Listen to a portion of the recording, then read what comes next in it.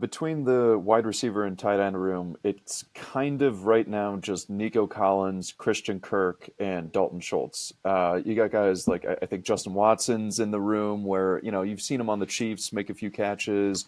Brevin Jordan's done all right, but, they need to add to it.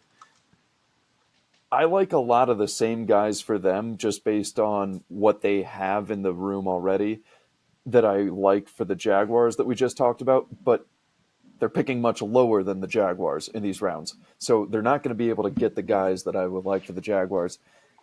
I think in round two, they're picking 58th overall.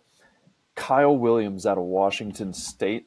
I know Chris Sims made a few waves when he ranked him like number 2 overall in the class. Uh, I'm not willing to go that high, but I think I have him at number 6 right now because this dude, oh my God, he can fly. It is stupid speed. And I don't know if it's the build, a little bit the way he dresses too. He looks a little like Xavier Worthy out on the field. Like genuinely the build and how fast he is moving, the fact he can actually run routes too. The only issue I find with Kyle Williams is that he's too bothered by physicality. Like when DBs are actually getting into him, it throws him off his route a little bit. He doesn't get those crisp routes in. He can definitely, he's not as good at catching when the DBs are all over him. But you know what? That's just kind of whether you're in college or the NFL, you can eventually learn to deal with that, I think.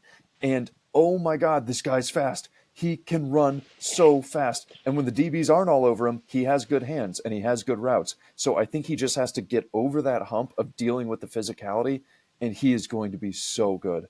And, especially with Tank Dell, he's probably going to miss this whole year. That's going to bring that awesome vertical factor. Not that Nico Collins can't go vertical. He's just more of a bigger guy, and he can work that intermediate dig route while Kyle Williams is flying 40 yards downfield. That would be such a great element for the Texans to add. And then Tank Dell comes back the next year, and they're just have a great receiving core. And then in the third round, I maybe Gunnar Helm is there. We just talked about how much I like him, but Elijah Arroyo, we'll see. He's probably going to go before then.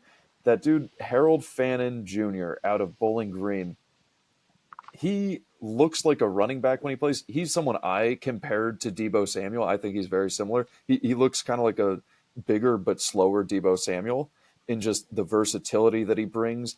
And once he has the ball in his hand, the cliche with Deebo was always he looks like a running back once he gets the ball in his hand. Harold Fannin Jr. is a tight end who looks like a running back with the ball in his hand. So, probably not going to be your starter. Dalton Schultz is probably still a better tight end.